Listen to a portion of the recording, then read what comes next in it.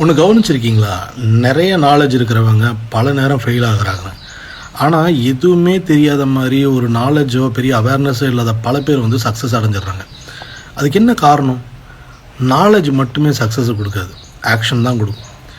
நிறைய படித்தவங்க என்ன பண்ணுவாங்க, ஓவராக திங்க் பண்ணுவாங்க, பர்ஃபெக்ட் டைம் வரணும்னு காத்திருப்பாங்க, ரிஸ்க் அவாய்ட் பண்ணுவாங்க.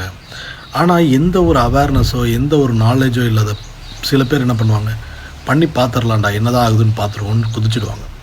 அவங்க மிஸ்டேக் பண்ணுவாங்க, ஆனால் அந்த மிஸ்டேக்லேருந்து லேர்ன் பண்ணிவிட்டு க்ரோ ஆகிடுவாங்க. இந்த உலகத்தில் எல்லாம் தெரிஞ்சவன் ஜெயிக்க மாட்டான்.